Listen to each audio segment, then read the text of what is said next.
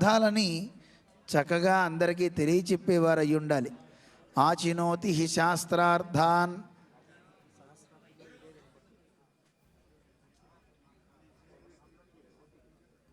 ఆచారే స్థాపయత్యపి అంటూ రామానుజాచార్య స్వామి వారు తాము ఆచరించిన వాటన్నిటినీ కూడాను, చదువుకున్న వాటన్నిటినీ అందరికీ ఉపదేశించిన మహనీయులు స్వామి.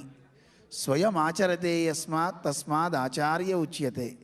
తాను స్వయంగా అధ్యయనం చేసిన దాన్ని ఆచరిస్తూ అందరికీ బోధించేవారే ఆచార్యులు. అలాంటి గొప్ప ఆచార్యులు భగవద్ రామానుజులు.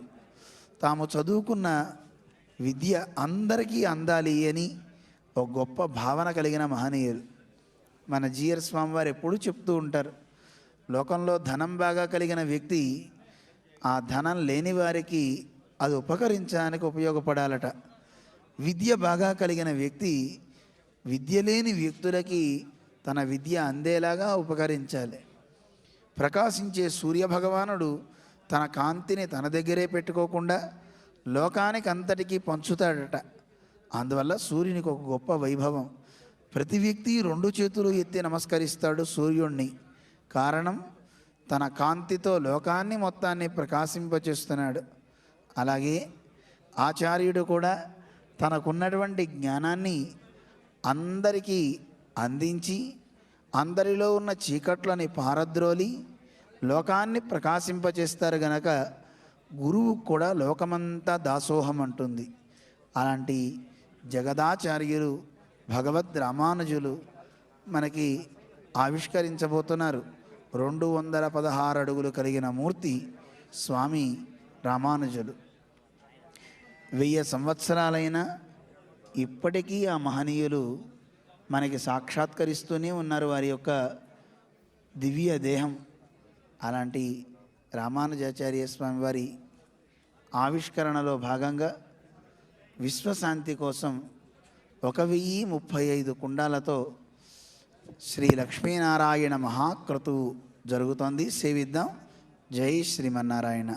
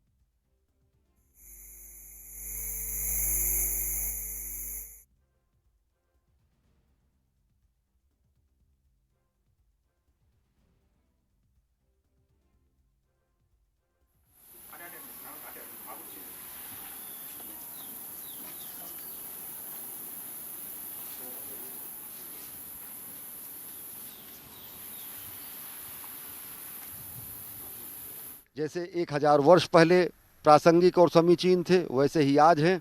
और निश्चित तौर से ममत्व और समत्व का सिद्धांत समूची मानवता के लिए वर्षों वर्षों तक, हजारों वर्षों तक, आने वाले हजारों वर्षों तक उसी तरीके से प्रासंगिक रहेंगे।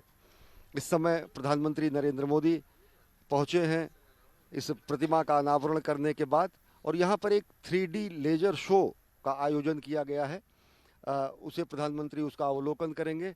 रामानुजाचार्य जी के जीवन से जुड़े हुए अनेक रूपों को यहाँ पर प्रदर्शित किया गया है, और अब उद्बोधन है चिन्नाजीयर स्वामी का। जय श्रीमन नारायण। प्रिय भगवत बंधुओं, आज एक ऐतिहासिक दिवस है। अपने विश्व को समता का संदेश 1000 साल पहले जो महानुभाव रामानुजाचार्य स्वामी जी महाराज दिए थे, उनकी श्री मूर्ति, जिसको समता मूर्ति कहते हैं,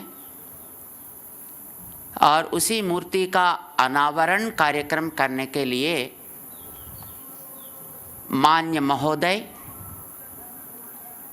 अपना पवित्र भारत देश का प्रधानमंत्री श्रीमान नरेंद्र मोदी जी यहाँ पर पधारे हैं। श्री रामायण में वाल्मीकि भगवान कहते हैं, तमेवं व्रत संपन्नम। रामचंद्र भगवान को व्रत संपन्न कहते हैं, और लोकनाथोपमं नाथम मेदिनी अकामयता। श्री रामचंद्र भगवान राजा होना है ऐसा लोगों ने नहीं चाहा, ये धरती माँ चाह रही थी। वाल्मीकि भगवान कहते हैं, व्रत संपन्न है ये रामचंद्र, और अप्रदृश्य वैभव रहने वाला है। लोकनाथ उपमम, सारा जगत को पालन करने का शक्ति रहने वाला है, ये समझकर माँ, ये भूमि, ये धरती रामचंद्र भगवान को ये मेरा पालक होना है ऐसा चाहती थी। यहाँ पर अभी पधार कर रामानुजाचार्य स्वामी जी महाराज की श्री मूर्ति का अनावरण किए हैं अपना प्रधानमंत्री जी, वैसे ही गुणों से परिपूर्ण हैं। ये भी व्रत संपन्न हैं। हमने सुना और देखा, जब अमेरिका गए थे दशहरा का समय में, वहाँ पर अपना व्रत नियम के अनुसार 10 दिन भी केवल जलपान करते ही अपना समय को वहाँ पर दिए थे। यानी धर्म का पालन करने में और अपना वैदिक नियमों को पालन करने में ये कटिबद्ध होते हैं। यहाँ पर जब आए, वैदिक कार्यक्रम में भाग लेने के लिए जो वैदिक स्वरूप से रहना है, उसको वो प्रेम से स्वीकार किए हैं। ये भी उनका व्रत निष्ठा को दिखाती है। और श्री रामचंद्र भगवान अप्रदृश्य वैभव रहने वाला है, यानी पराक्रम से जो जो काम करना है उसको अवश्य ही करके दिखा सकेंगे। हमारे प्रीतम प्रधानी नरेंद्र मोदी जी भी अप्रदृश्य है। पराक्रम से देश को अपनी दुनिया में सबसे आगे और सबसे ऊंचाई में रखने के लिए कटिबद्ध होकर अपनी सेना को महत्व और सार्वभौमत्व दिए हैं। देश में रहने वाले गर्व से मैं भारत हूँ, मैं हिंदू हूँ, ऐसा अपने दिल में हाथ रखकर कहने का ताकत ये आने के बाद ही हुआ है। गर्व से अब सिर उठाकर हम रह सकते हैं। न केवल हम, माँ भारती भी इनका आगमन के बाद ही काश्मीर रूप अपने सिर को उठाकर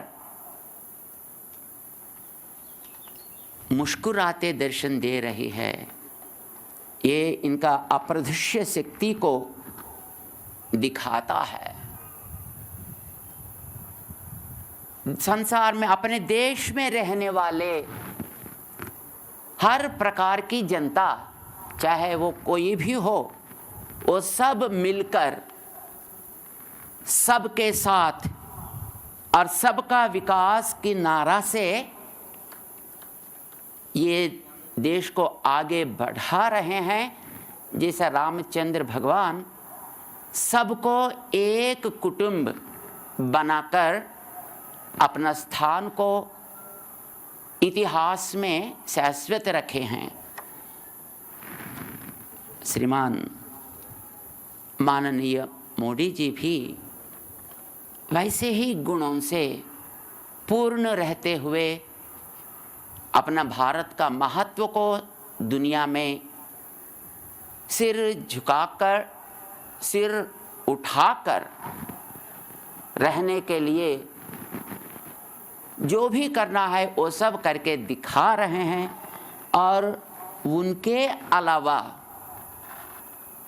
कौन इसी समता मूर्ति को अनावरण करने के लिए अधिकारी बनते हैं? वे प्यार से यहाँ तक प्रयास करके आकर आज भगवद रामानंद स्वामी जी की समता मूर्ति का अनावरण किए हैं। उसके लिए हम बहुत बहुत आभारी हैं। श्री रामानंद स्वामी जी महाराज का एक स्टैम्प वो लोकार्पण करने के समय में श्रीमान मोदी जी 40 मिनट तक रामानुजाचार्य स्वामी जी महाराज की समता स्फूर्ति के बारे में अत्यंत महत्वपूर्ण विषय को वो बताए थे। और ऐसा महान विभूति के अलावा श्री रामानुजाचार्य स्वामी जी महाराज की इसी समता मूर्ति का अनावरण करने के लिए अधिकारी कौन बनते हैं? वे यहाँ पधार कर अभी इस कार्यक्रम करके अपना देश का महत्व को बढ़ाएं, जिसके लिए हम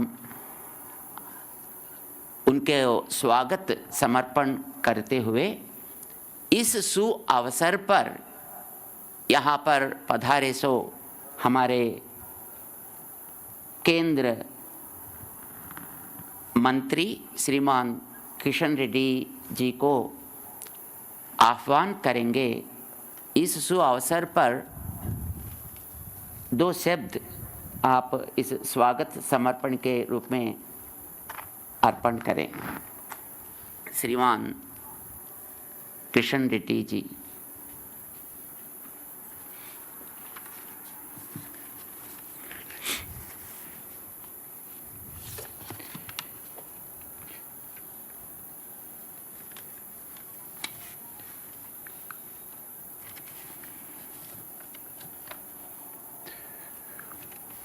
श्री श्री श्री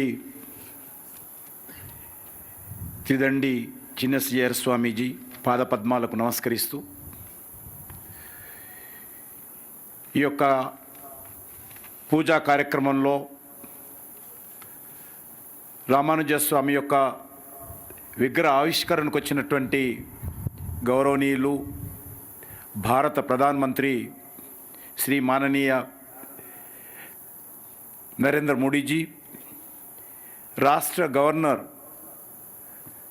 శ్రీమతి తమిళసాయి గారు, పెద్దలు రాజేశ్వరరావు గారు ఎంతెంత అద్భుతంగా ఈ కార్యక్రమ నిర్వహణలో పాల్గొంటున్నటువంటి గౌరవ పెద్దలు, అతిథులు, స్వాములు, పూజారులు, మిగతా కార్యకర్తలు అందరికీ హృదయపూర్వకంగా నమస్కారాలు తెలియజేస్తా ఉన్నాను. సర్వమానవ సౌభ్రాతృత్వానికి భారతీయ సంస్కృతిలో అనాదిగా వస్తున్నటువంటి మరి ఈ యొక్క ప్రధాన లక్షణము. మరి కొంతమంది అనేక రకాలుగా ఈ యొక్క సమాజాన్ని విభజించేటువంటి ప్రయత్నం చేస్తున్నటువంటి నేపథ్యంలో కూడా మనం చూస్తున్నాం. సుమారు 1000 సంవత్సరాల క్రితం జన్మించినటువంటి శ్రీ శ్రీ రామానుజ స్వామి గారు ఆ రోజే మనకు సందేశం ఇవ్వడం జరిగింది. ప్రజలందరూ కూడా ఒకటే, భక్తులందరూ కూడా ఒకటే, వాళ్ళలో ఏ రకమైనటువంటి తారతమ్యం ఉండడానికి వీలు లేదు అనే విషయాన్ని, దైవం ముందు అందరూ సమానులే, మానవ సేవే మాధవ సేవ అని ఆ రోజు రామానుజ స్వామి గారు చెప్పారు. ఇప్పుడు కూడా అది పూర్తిగా మనకు వర్తిస్తుంది. ఈ 1000 సంవత్సరాల తర్వాత కూడా ఆయన చెప్పినటువంటి సందేశము మన సమాజానికి ఉపయోగపడతా ఉంది. మనకందరికీ తెలుసు, ఈరోజు ఆయన స్ఫూర్తితో, రామానుజ స్వామి స్ఫూర్తితో మనమందరం ముందుకెళ్లాల్సిన అవసరం ఉంది. ఈరోజు శ్రీ శ్రీ శ్రీ చిన్నజీయర స్వామి గారు గత 7-8 సంవత్సరాలుగా ఒక యజ్ఞంలాగా, ఒక తపస్సులాగా అహోరాత్రులు శ్రమించి అనేక మంది భక్తులను ఏకం చేసి ఈ యొక్క గొప్ప కళాఖండాన్ని, ఒక పవిత్ర స్థానాన్ని, ఈరోజు ఒక ఆధ్యాత్మిక కేంద్రాన్ని ఈరోజు మన ప్రపంచానికి అందించారు, హిందూ సమాజానికి అందించారు. ఈరోజు ప్రపంచంలో ఉన్నటువంటి హిందువులందరూ కూడా ఎంతో సంతోషపడతా ఉన్నారు ఈ యొక్క దివ్యక్షేత్రాన్ని చూసి, ఈ పవిత్ర స్థానాన్ని చూసి, ఈ ఆధ్యాత్మిక కేంద్రాన్ని చూసి. మనకందరికీ తెలుసు, ఒక చిన్న దేవాలయం నిర్మించాలంటే ఎంత కష్టమవుతుందో. కానీ స్వామీజీ గారు వెంకటేశ్వర స్వామి ఆశీస్సులతో, రామానుజ స్వామి గారి ఆశీస్సులతో, పెద్దలు రామేశ్వరరావు గారి సహకారంతో, మిగతా వాళ్ళ కమిటీ మెంబర్ల సహకారంతో అద్భుతంగా ఎంతో శ్రమించి ఈ కళాఖండాన్ని, ఈ యొక్క దివ్యక్షేత్రాన్ని, ఈ పవిత్ర స్థానాన్ని నిర్మించారు. అటువంటి ఈ కేంద్రాన్ని ప్రారంభించడం కోసం ఇంతకుముందు స్వామీజీ చెప్పారు, నరేంద్ర మోడీ గారు తప్ప ఇంకెవరు అవుతారు అర్హులు అని. వాస్తవమే, నరేంద్ర మోడీ గారు చిన్నప్పటి నుంచి కూడా సమాజంలో మార్పు కోసం ప్రయత్నం చేస్తారు. నరేంద్ర మోడీ గారు తన జీవితంలో అనేక రకాల కష్ట సుఖాలను ఎదుర్కొన్నారు. అనేక రకాల ఈ దేశంలో ఉన్నటువంటి సమాజంలో మార్పు రావాలని కోరుకున్నారు. మీకు తెలుసు, ఇటీవల అలహాబాద్లో మరి మనకందరికీ తెలుసు, గొప్ప కుంభమేళా జరిగింది. ఆ కుంభమేళాలో లక్షలాది మంది ప్రజలు, ప్రపంచవ్యాప్తంగా ఉన్నటువంటి హిందువులు, సాధులు, సంతులు అనేక మంది పాల్గొన్నారు. ఆ రోజు నరేంద్ర మోడీ గారు ఆ కార్యక్రమం చివరన వెళ్ళి ముందు దేవుణ్ణి పూజిస్తూ, గంగమ్మను పూజిస్తూ, తర్వాత వారు పూజించారు, అక్కడ పారిశుద్ధ కార్మికులకు పాదపూజ చేశారు. ఆ రకంగా నరేంద్ర మోడీ గారు ఈ దేశంలో ఉన్నటువంటి అన్ని వర్గాల ప్రజలు సమానంగా ఉండాలి, అన్ని వర్గాల ప్రజలు సంతోషంగా ఉండాలని ఈరోజు రామానుజ స్వామి యొక్క అడుగుజాడల్లో, వారి స్ఫూర్తితో, వారి స్పిరిట్తో, వారు చూపించినటువంటి బాటలో ఈ దేశాన్ని పరిపాలిస్తున్నారు నరేంద్ర మోడీ గారు. అంతేకాదు, ఇటీవల కాశీలో మనమందరం చూసాం, ఒక అద్భుతమైనటువంటి దేవాలయాన్ని, మరి అక్కడ దివ్య కాశీ, భవ్య కాశీ అన్నటువంటి ఒక అద్భుతమైనటువంటి దేవాలయాన్ని నిర్మాణం చేయడం జరిగింది. అక్కడ కూడా చాలా తక్కువ సమయంలో ఆ దేవాలయం నిర్మాణం చేసినటువంటి కార్మికులందరినీ కలిసి, వాళ్ళతో కలిసి భోజనం చేశారు నరేంద్ర మోడీ గారు. అంటే ఈరోజు మనం అర్థం చేసుకోవాల్సింది, రామానుజ స్వామి గారు ఏదైతే చెప్పారో ఆ రోజు, ఈరోజు మనమందరం కూడా దాన్ని పాటించాల్సిన అవసరం ఉంది. అదే స్ఫూర్తితో నరేంద్ర మోడీ గారు గత 7 సంవత్సరాలుగా పరిపాలన చేస్తూ ఉన్నారు. పేద ప్రజలందరికీ ఈరోజు టాయిలెట్ నిర్మాణం చేయాలి, పేద ప్రజలందరికీ బ్యాంక్ అకౌంట్స్ ఇవ్వాలి, పేద ప్రజలందరూ కూడా ఇటీవల కరోనా వచ్చినప్పుడు 2,60,000 కోట్ల రూపాయలతో పేద ప్రజలందరికీ అన్నం పెట్టారు కేంద్ర ప్రభుత్వం తరఫున. అది ఈరోజు మనకు ఇవన్నీ నిర్వహిస్తూ ఉన్నారంటే రామానుజ స్వామి చూపించినటువంటి బాట, వారు ఇచ్చినటువంటి సందేశము మనం ఈరోజు అమలు చేస్తూ ఉన్నాము. అదేవిధంగా ఈరోజు మరి చిన్నజీయర్ స్వామి గారు అనేకమైనటువంటి ఎడ్యుకేషన్ ఇన్స్టిట్యూషన్స్, విద్యా సంస్థలు, ప్రార్థనా మందిరాలు, దేవాలయాలు గ్రామీణ ప్రాంతాలలో, గిరిజన ప్రాంతాలలో, షెడ్యూల్ క్యాస్ట్ బస్తీలలో, బడుగు బలైన వర్గాల బస్తీలలోకి వెళ్ళి అందరినీ సమానత్వం కోసం, అందరినీ ఐక్యం చేయడం కోసం కృషి చేసినటువంటి గొప్ప మహానుభావుడు. నిజంగా మనకందరికీ ఈరోజు చిన్నజీయర్ స్వామి గారు మనకందరికీ ఇంత భవ్య మందిర నిర్మాణంలో కీలక పాత్ర పోషించి వారి యొక్క మరి ఆలోచన విధానంతో ఈ క్షేత్రాన్ని మనకు అందించడము నిజంగా మనందరము సంతోషపడాల్సిన అవసరము. నేను ప్రత్యేకంగా మనకు తెలుసు స్టాచ్యూ ఆఫ్ మరి యూనిటీ నరేంద్ర మోడీ గారు అహ్మదాబాద్లో సర్దార్ వల్లభాయ్ పటేల్ విగ్రహాన్ని ప్రారంభించారు. ఈరోజు స్టాచ్యూ ఆఫ్ ఈక్వాలిటీ మరి ఇక్కడ మన చిన్నజీయర్ స్వామి గారు ప్రతిష్ఠించారు. మన హైదరాబాద్కు సర్దార్ పటేల్ ఎంత ముఖ్యమో మనకు తెలుసు. మన స్వాతంత్రం రావడం కోసం 3 రంగుల జెండా ఎగరడం కోసం సర్దార్ పటేల్ ఆ రోజు 1 సంవత్సరం ఆలస్యంగా మన స్వాతంత్రం తీసుకురావడంలో మనకు సర్దార్ పటేల్ సహకరించారు. ఈరోజు ప్రజలందరూ కూడా సమానంగా ఉండాలి, దేవుడి ముందు అందరూ సమానులే అనేటువంటి భావనతో ఈరోజు ఈ యొక్క రామానుజ స్వామి యొక్క విగ్రహాన్ని స్టాచ్యూ ఆఫ్ ఈక్వాలిటీ పేరుతో ఈరోజు చిన్నజీయర్ స్వామి గారి యొక్క ఆశీస్సులతో నరేంద్ర మోడీ గారు పూజా కార్యక్రమంతో ఈరోజు మనం ఆవిష్కరించుకోవడం జరిగింది. కాబట్టి ఈ హైదరాబాద్ నగరం రానున్న రోజుల్లో ప్రపంచ చిత్రపటంలో మరి ప్రపంచానికి సంబంధించినటువంటి పర్యాటక రంగంలో ఒక కేంద్రంగా ఇది నిలవబోతా ఉంది. మరి ఈ సందర్భంగా నేను మరొకసారి స్వామీజీ పాదపద్మాలకు నమస్కరిస్తూ దీన్ని సహకరించినటువంటి ప్రతి ఒక్కరికి నా తరఫున, ప్రభుత్వం తరఫున, కేంద్ర ప్రభుత్వం తరఫున అందరికీ హృదయపూర్వకమైనటువంటి ధన్యవాదాలు, కృతజ్ఞతలు తెలియజేసుకుంటూ దేశ ప్రజలు, హిందువులు తప్పకుండా ఈ యొక్క పుణ్యక్షేత్రాన్ని, ప్రపంచంలో ఉన్నటువంటి హిందువులందరూ కూడా ఈ పుణ్యక్షేత్రాన్ని దర్శించుకుంటారు, ఈ యొక్క రామానుజ స్వామి యొక్క ఆశీస్సులు పొందుతారు. జీవితంలో ప్రతి ఒక్కరు కూడా ఏ రకంగానైతే కాశీ వెళ్ళాలో, ఏ రకమైతే వెంకటేశ్వర స్వామి దర్శనం చేసుకోవాలో, అదేవిధంగా రానున్న రోజుల్లో ఈ దివ్యక్షేత్రాన్ని, ఈ ఆధ్యాత్మిక కేంద్రాన్ని కూడా తప్పకుండా దర్శించుకుంటారు. ఆ దిశలో కేంద్ర ప్రభుత్వం తరఫున అన్ని రకాలుగా దేశంలో, ప్రపంచంలో ఉన్నటువంటి హిందువులు రావడం కోసం అన్ని రకాలుగా మేము ప్రయత్నం చేస్తాము. స్వామివారి ఆశీస్సులతో ముందుకు తీసుకెళ్తామని కోరుకుంటూ మరొకసారి ఈ అవకాశాన్ని కల్పించినటువంటి స్వామివారికి, మిగతా పెద్దలందరికీ హృదయపూర్వకమైనటువంటి కృతజ్ఞతలు తెలియజేసుకుంటూ సెలవు తీసుకుంటున్నాను. జై శ్రీమన్నారాయణ.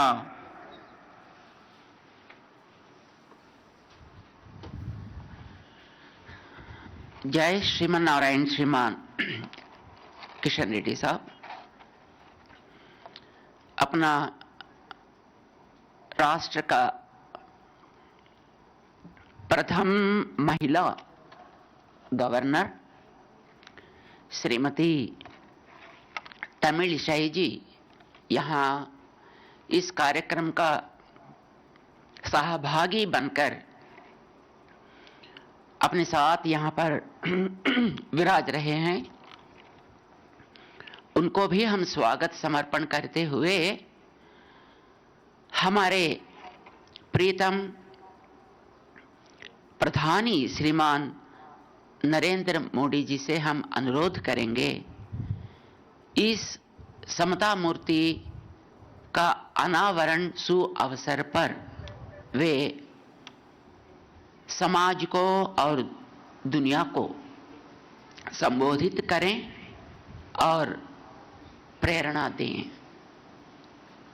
प्रीतम श्रीमान नरेंद्र मोदी जी।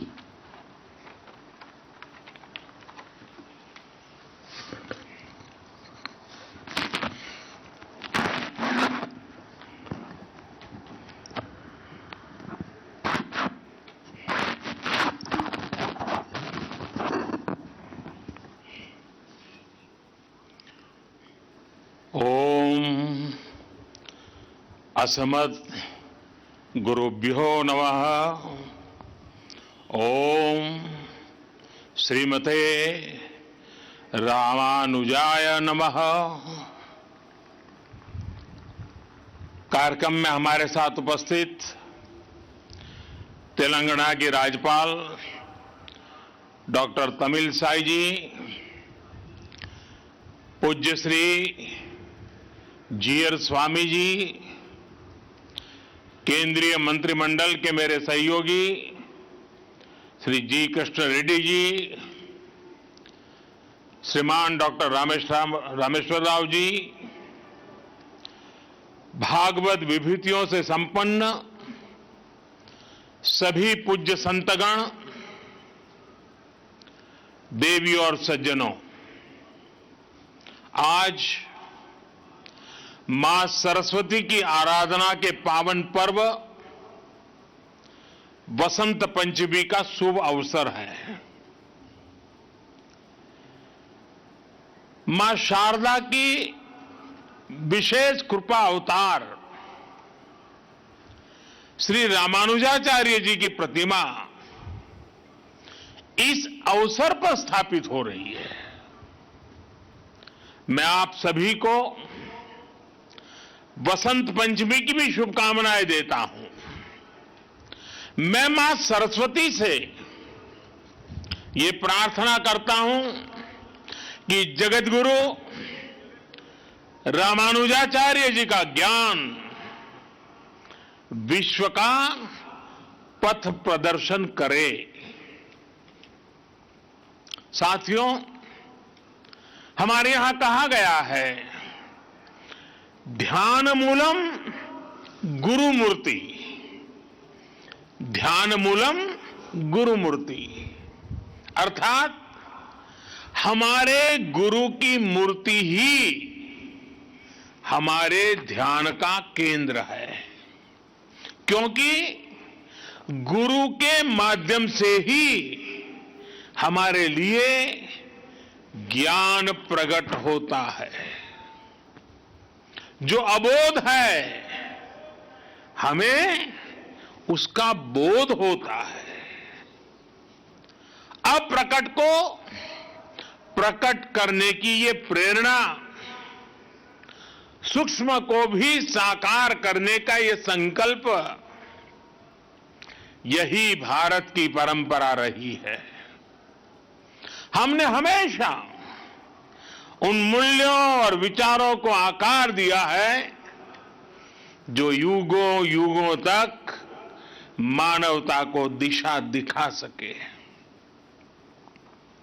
आज एक बार फिर जगत गुरु श्री रामानुजाचार्य जी की इस भव्य विशाल मूर्ति के जरिए भारत मानवीय ऊर्जा और प्रेरणाओं को मूर्त स्वरूप दे रहा है। रामानुजाचार्य जी की यह प्रतिभा उनके ज्ञान, वैराग्य और आदर्शों की प्रतीक है। मुझे विश्वास है ये प्रतिभा न केवल आने वाली पीढ़ियों को प्रेरणा देगी, बल्कि भारत की प्राचीन पहचान को भी मजबूत करेगी। मैं आप सभी को, सभी देशवासियों को और पूरे विश्व में फैले रामानुजाचार्य जी के सभी अनुयायियों को इस शुभ अवसर पर अनेक अनेक बधाई देता हूं। साथियों, अभी मैं 108 दिव्य देशम मंदिरों के दर्शन करके आ रहा हूं। आलवार संतों ने जिन 108 दिव्य देशम मंदिरों का दर्शन पूरे भारत में भ्रमण करके किया था, कुछ वैसा ही सौभाग्य मुझे आज श्री रामानुजाचार्य जी की कृपा से यही मिल गया। मानवता के कल्याण का जो यज्ञ उन्होंने 11वीं शताब्दी में शुरू किया था, वही संकल्प यहां 12 दिनों तक विभिन्न अनुष्ठानों में दोहराया जा रहा है। पूज्य श्री जीयर स्वामी जी के स्नेह से आज विश्वक्सेन इष्टि यज्ञ की पूर्णाहुति में शामिल होने का सौभाग्य भी मुझे मिला है। मैं इसके लिए पूज्य जीयर स्वामी जी का विशेष रूप से आभार प्रकट करता हूं। उन्होंने मुझे बताया है कि विश्वक्सेन इष्टि यज्ञ संकल्पों और लक्ष्यों की पूर्ति का यज्ञ है। मैं इस यज्ञ के संकल्प को देश के अमृत संकल्पों की सिद्धि के लिए नतमस्तक होकर के समर्पित करता हूं। इस यज्ञ का फल मैं अपने 130 करोड़ देशवासियों के सपनों की पूर्ति के लिए अर्पित करता हूं। साथियों, दुनिया की अधिकांश सभ्यताओं में, अधिकांश दर्शनों में किसी विचार को या तो स्वीकार किया गया है या फिर उसका खंडन किया गया है। लेकिन भारत एक ऐसा देश है जिसके मनीषियों ने ज्ञान को खंडन, मंडन, स्वीकृति, अस्वीकृति इससे ऊपर ही उठा करके देखा। स्वयं उससे ऊपर उठे, दिव्य दृष्टि से उस विवाद को देखा। हमारे यहां अद्वैत भी है और द्वैत भी है, और इन द्वैत अद्वैत को समाहित करते हुए श्री रामानुजाचार्य जी का विशिष्टाद्वैत भी हमारे लिए प्रेरणा है। रामानुजाचार्य जी के ज्ञान की एक अलग भव्यता है। साधारण दृष्टि से जो विचार परस्पर विरोधाभासी लगते हैं, रामानुजाचार्य जी उन्हें बड़ी सहजता से एक सूत्र में पिरो देते हैं। उनके ज्ञान से, उनकी व्याख्या से सामान्य से सामान्य मानवी भी उससे जुड़ जाता है। आप देखिए, एक और रामानुजाचार्य जी के भाष्यों में ज्ञान की पराकाष्ठा है, तो दूसरी ओर वे भक्ति मार्ग के जनक भी हैं। एक और वो समृद्ध संन्यास परंपरा के संत भी हैं, और दूसरी ओर गीता भाष्य में कर्म के महत्व को भी अत्यंत उत्तम रूप में प्रस्तुत करते हैं। वो खुद भी अपना पूरा जीवन कर्म के लिए समर्पित करते रहे। रामानुजाचार्य जी ने संस्कृत ग्रंथों की भी रचना की और तमिल भाषा को भी भक्ति मार्ग में उतना ही महत्व दिया। आज भी रामानुज परंपरा के मंदिरों में थिरुप्पावाई के पाठ के बिना शायद ही कोई अनुष्ठान पूरा होता हो। साथियों, आज जब दुनिया में सामाजिक सुधारों की बात होती है, प्रगतिशीलता की बात होती है, तो माना जाता है कि सुधार जड़ों से दूर जाकर ही होगा। लेकिन जब हम रामानुजाचार्य जी को देखते हैं तो हमें एहसास होता है कि प्रगतिशीलता और प्राचीनता में कोई विरोध नहीं है। ये जरूरी नहीं है कि सुधार के लिए अपनी जड़ों से दूर जाना पड़े, बल्कि जरूरी ये है कि हम अपनी असली जड़ों से जुड़े, अपनी वास्तविक शक्ति से परिचित हो। आज से 1000 साल पहले तो रूढ़ियों का दबाव, अंधविश्वास का दबाव कल्पना के बाहर कितना ज्यादा रहा होगा। लेकिन रामानुजाचार्य जी ने समाज में सुधार के लिए समाज को भारत के असली विचार से परिचित करवाया। उन्होंने दलितों, पिछड़ों को गले लगाया।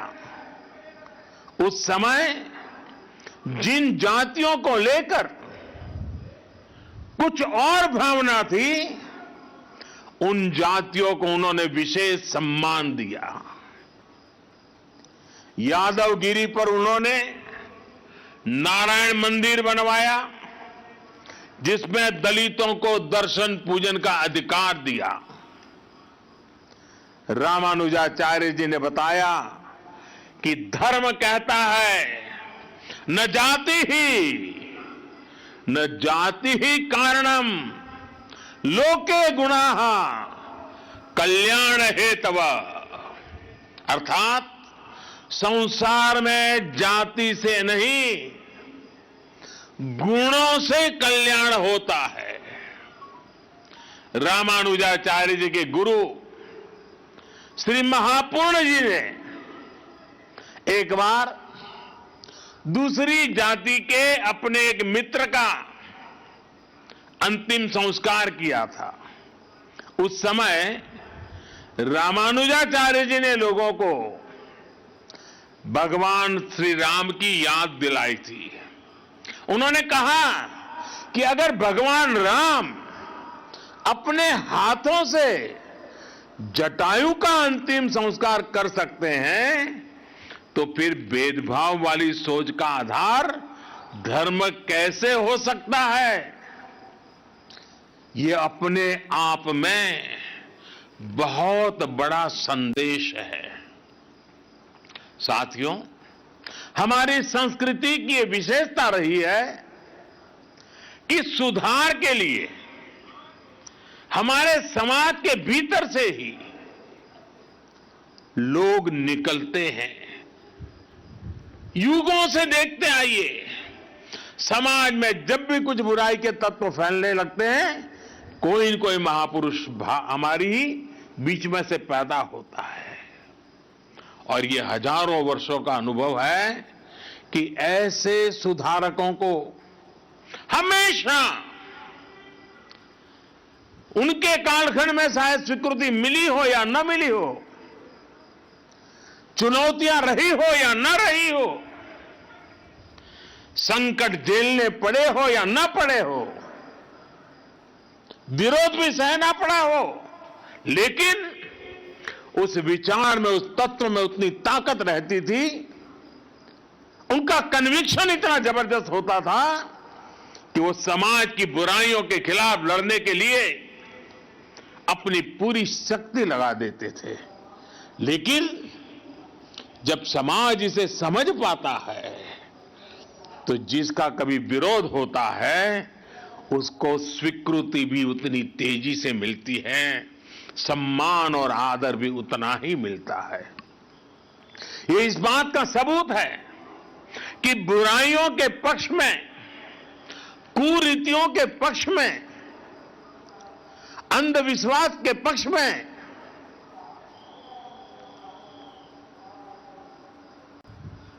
इन जनरल हमारे समाज में सोशल सैंक्शन नहीं होता है। जो बुराई से लड़ते हैं, जो समाज को सुधारते हैं, हमारे यहां उन्हें ही मान और सम्मान मिलता है। भाइयों और बहनों, आप सब लोग रामानुजाचार्य जी के जीवन के विभिन्न आयामों से परिचित है। वो समाज को सही दिशा देने के लिए अध्यात्म के संदेशों का भी प्रयोग करते थे और व्यावहारिक जीवन का भी। जाति के नाम पर जिनके साथ भेदभाव होता था, रामानुजाचार्य जी ने उन्हें नाम दिया थिरुकलधार, यानी लक्ष्मी जी के कुल में जन्म लेने वाला श्रीकुल या देवीय जन। वो स्नान करके आते समय अपने शिष्य धनुर्दास के कंधे पर हाथ रखकर आते थे। ऐसा करके रामानुजाचार्य जी छुआछूत की बुराई को मिटाने का संकेत देते थे। यही वजह थी कि बाबा साहब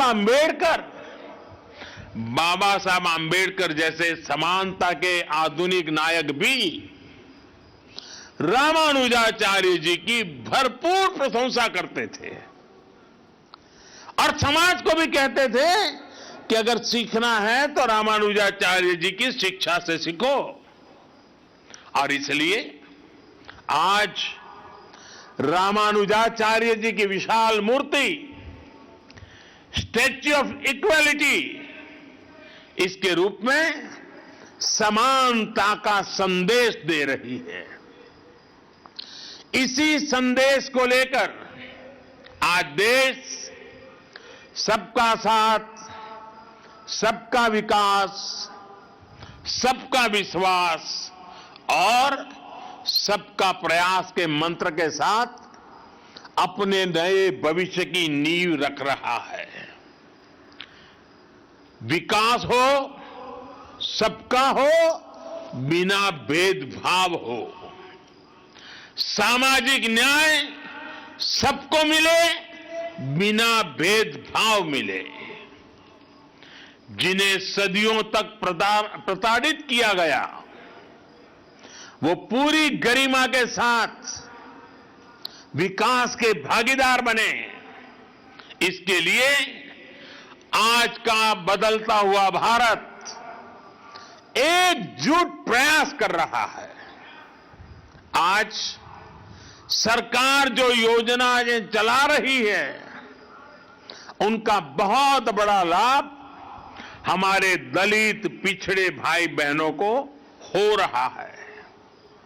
चाहे पक्के घर देना हो या फिर उज्ज्वला का मुफ्त कनेक्शन, गैस कनेक्शन, चाहे 5 लाख रुपए तक मुफ्त इलाज की सुविधा हो या फिर बिजली का मुफ्त कनेक्शन, चाहे जनधन बैंक खाते खोलना हो या फिर स्वच्छ भारत अभियान के तहत करोड़ों शौचालयों का निर्माण करना हो। ऐसी योजनाओं ने दलित, पिछड़े, गरीब, शोषित, वंचित सभी का भला किया है। बिना भेदभाव सबको सशक्त किया है। साथियों, रामानुजाचार्य जी कहते थे, उरिय गल्लुकुल वेड़मिल्ले, अर्थात सभी जीव समान है। वो ब्रह्म और जीव की एकता की बात ही करके रुकते थे, ऐसा नहीं थे। वो वेदांत के इस सूत्र को स्वयं भी जीते थे। उनके लिए स्वयं में और दूसरों में कोई भेद नहीं था। यहां तक कि उन्हें अपने कल्याण से ज्यादा जीव के कल्याण की चिंता थी। उनके गुरु ने कितने ही प्रयासों के बाद जब उन्हें ज्ञान दिया तो उसे गुप्त रखने के लिए कहा, क्योंकि वो गुरु मंत्र उनके कल्याण का मंत्र था। उन्होंने साधना की थी, तपस्या की थी, जीवन समर्पित किया था और इसलिए ये गुरु मंत्र मिला था। लेकिन रामानुजाचार्य जी की सोच अलग थी। रामानुजाचार्य जी ने कहा, पतिश्चे एक एवाहम, पतिश्चे एक एवाहम, नरके गुरु पातकात्, सर्वे गच्छन्तु भवताम कृपया परमम पदम। यानी मैं अकेला नरक जाऊं तो भी कोई बात नहीं, लेकिन बाकी सबका कल्याण होना चाहिए। इसके बाद उन्होंने मंदिर के शिखर पर चढ़कर हर नारी को वो मंत्र सुनाया, हर नर को वो मंत्र सुनाया जो उनके गुरु ने उन्हें उनके कल्याण के लिए दिया था।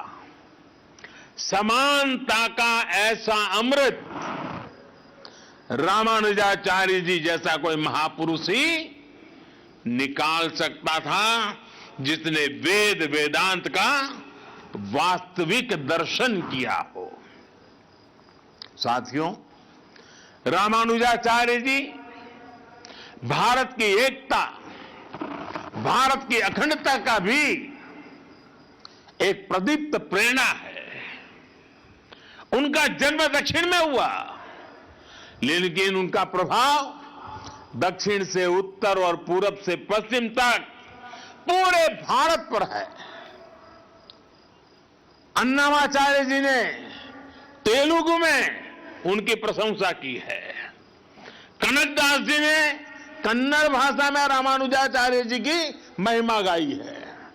गुजरात और राजस्थान में अगर आप जाएंगे तो वहां भी अनेक संतों के उपदेशों में रामानुजाचार्य जी के विचारों की सुगंध में महसूस होती है। और उत्तर में रामानंदीय परंपरा के गोस्वामी तुलसीदास जी से लेकर कबीरदास तक हर महान संत के लिए रामानुजाचार्य परम गुरु है। एक संत कैसे अपनी आध्यात्मिक ऊर्जा से पूरे भारत को एकता के सूत्र में पिरो देता है, रामानुजाचार्य जी के जीवन में हम ये देख सकते हैं। इसी आध्यात्मिक चेतना ने गुलामी के सैकड़ों वर्षों के कालखंड में भारत की चेतना को जागृत रखा था। साथियों, यह भी एक सुखद संयोग है, श्री रामानुजाचार्य जी पर यह समारोह उसी समय में हो रहा है जब देश अपनी आजादी के 75 साल मना रहा है।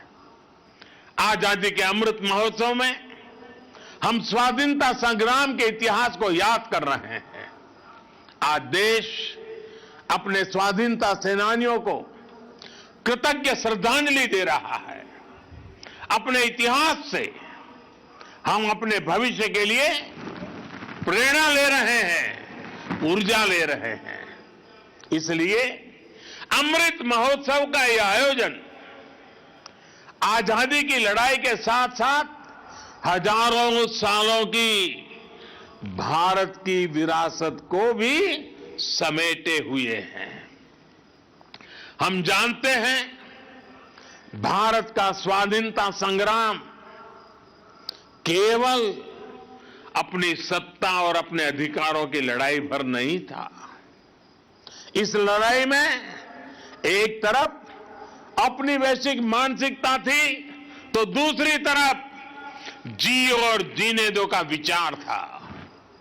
इसमें एक और ये नस्लीय श्रेष्ठता और भौतिकवाद का उन्माद था, तो दूसरी ओर मानवता और आध्यात्म में आस्था थी। और इस लड़ाई में भारत विजयी हुआ, भारत की परंपरा विजयी हुई। भारत के स्वाधीनता संग्राम में समानता, मानवता और अध्यात्म की वो ऊर्जा भी लगी थी जो भारत को रामानुजाचार्य जी जैसे संतों से मिली थी। क्या हम गांधी जी के बिना अपने स्वाधीनता संग्राम की कल्पना कर सकते हैं? और क्या हम अहिंसा और सत्य जैसे आदर्शों के बिना गांधी जी की कल्पना कर सकते हैं?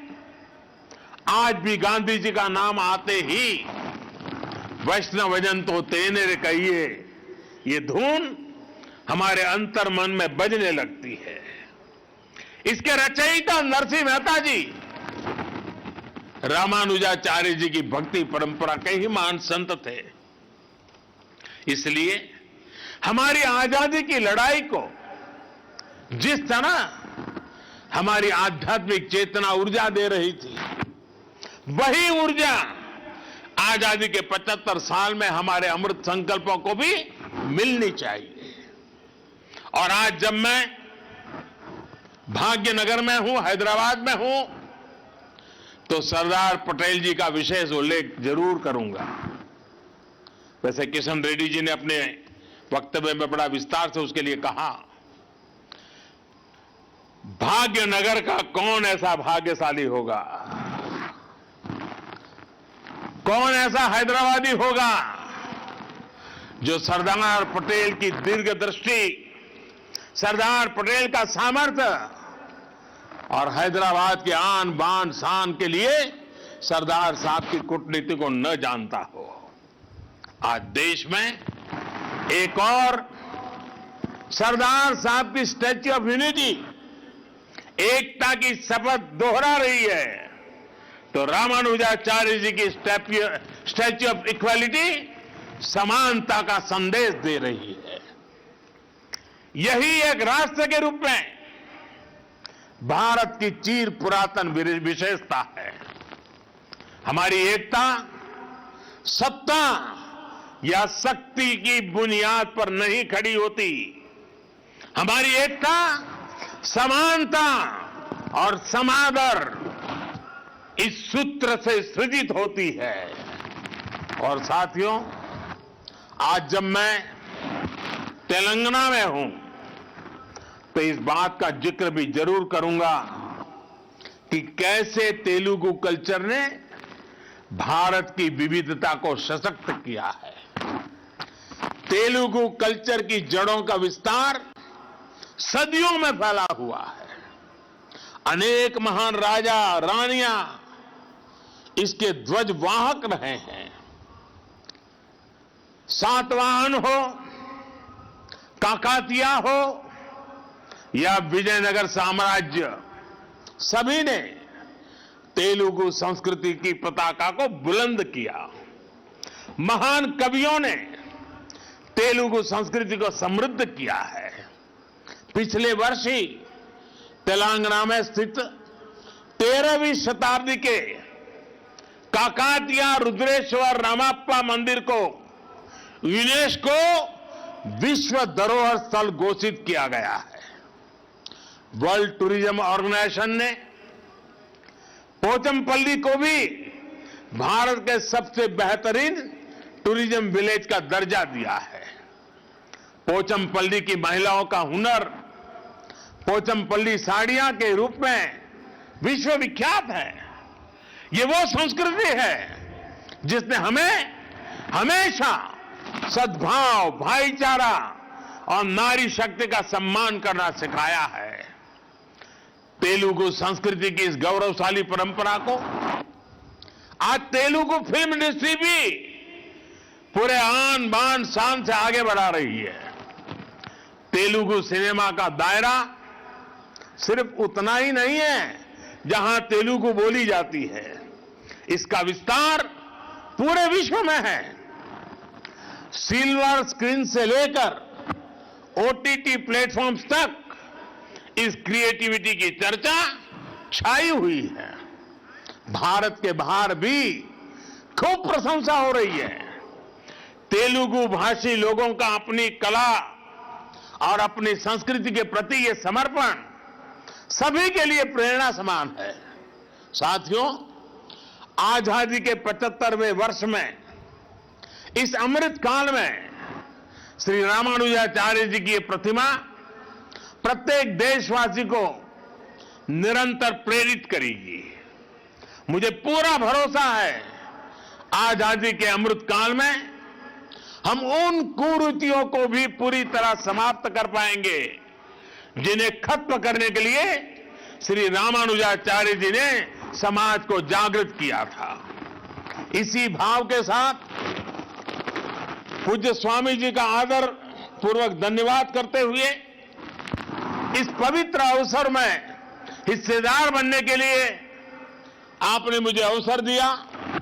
मैं आपका बहुत आभारी हूं।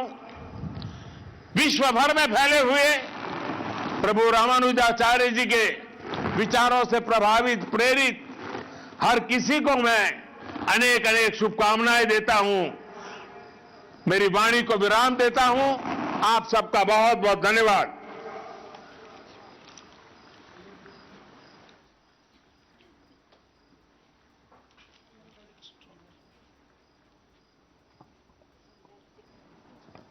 जय श्रीमन नारायण। माननीय प्रधानमंत्री महोदय, रामानुजाचार्य स्वामी जी महाराज की प्रेरणा और उनका संदेश जगत को कैसा आगे बढ़ने के लिए और विश्व मानव सौभ्रातृत्व के लिए किस प्रकार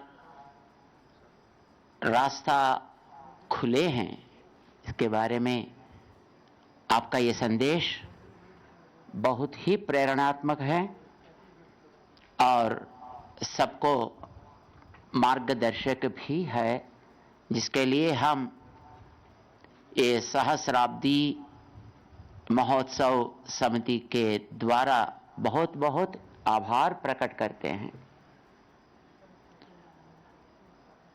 हम सब चाहते हैं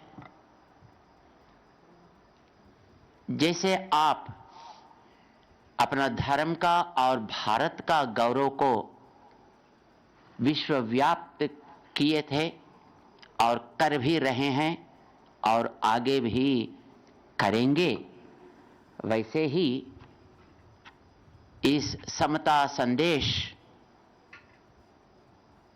दुनिया को प्रभावित करें। इसी प्रार्थना से हम हमारा इस कार्यक्रम का मूल स्रोत श्रीमान डॉक्टर जे रामेश्वर राव जी, जो न केवल एक इंडस्ट्रियलिस्ट है, एक धर्म पालन करने वाला एक वैदिक प्रेमी भी है और सच्चा मार्ग को स्वीकार करते हुए रामानुजाचार्य स्वामी जी महाराज का मार्ग पर चलने वाला एक अच्छा भक्त भी हैं। हम डॉक्टर रामेश्वर राव साहब को आह्वान करेंगे कि अब इस सुअवसर पर अमृत महोत्सव के नाम से भारत का आज़ादी के लिए जो लड़े थे, जो जान दिए थे, जो अपने खून बहाए थे, ऐसे व्यक्तियों का महत्व को दुनिया को बताने के लिए एक अमृत महोत्सव नाम से एक उत्तम कार्यक्रम अपना देश को दिए थे और दे रहे हैं। ऐसे श्रीमान नरेंद्र मोदी जी को आभार प्रकट करें, कृतज्ञता प्रकट करें।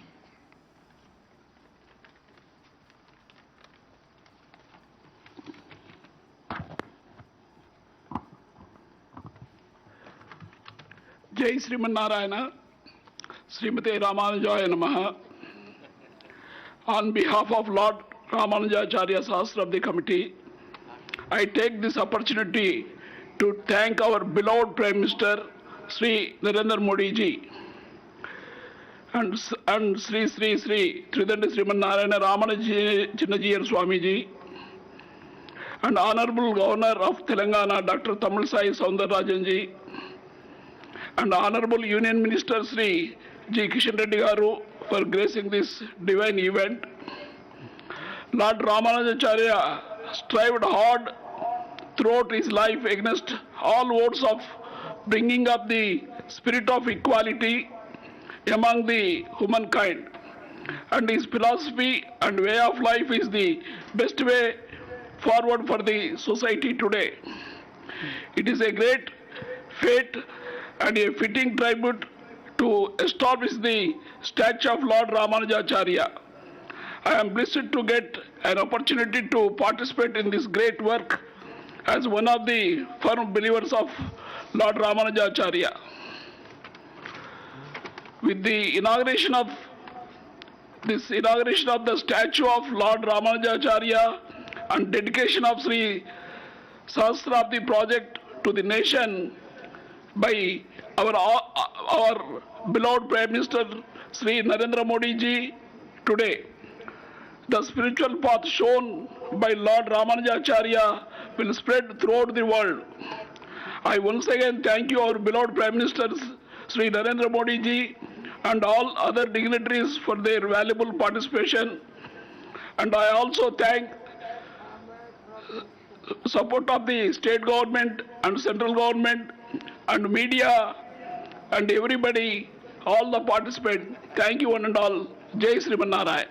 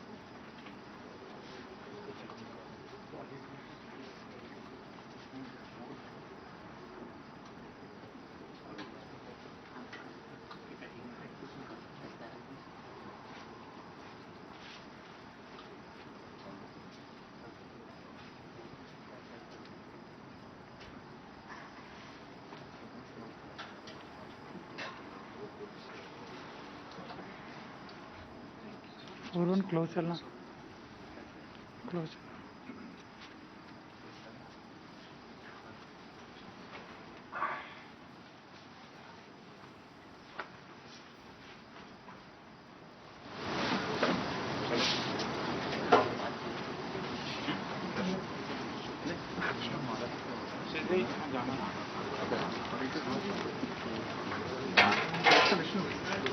गुड बाय टीचर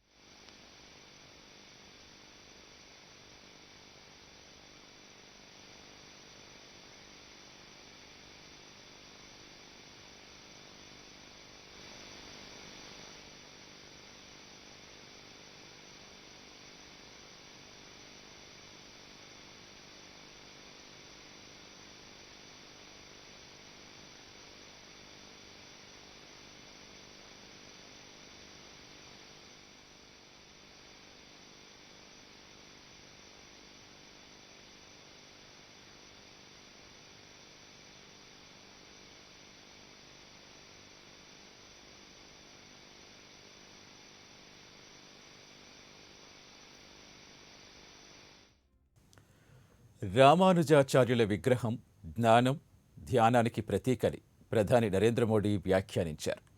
ప్రపంచానికి జగద్గురువు బోధనలు అనుసరణీయమని తెలిపారు. ఆధ్యాత్మిక కేంద్రంగా రూపుదిద్దుకున్న ముచ్చింతల్లో 216 అడుగుల ఎత్తైన రామానుజాచార్యుల విగ్రహాన్ని ప్రధాని మోడీ ఆవిష్కరించి జాతికి అంకితమిచ్చారు. సరస్వతీదేవి కృపతో రామానుజుని విగ్రహాన్ని ఆవిష్కరించుకున్నామని ప్రధాని తెలిపారు. ఈ కేంద్రంలో పర్యటిస్తే 108 దివ్యక్షేత్రాలు దర్శించుకున్న అనుభూతి కలిగిందని ప్రధాని వ్యాఖ్యానించారు. దేశమంతా తిరిగి దేవాలయాలు చూసినట్టుందన్నారు.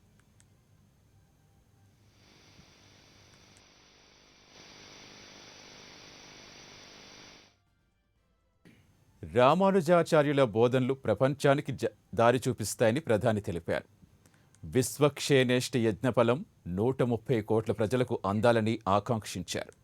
మన దేశంలో ద్వైతం, అద్వైతం కలిసి ఉన్నాయన్న ప్రధాని రామానుజాచార్యుల విశిష్టాద్వైతం మనకు ప్రేరణగా నిలిచిందన్నారు.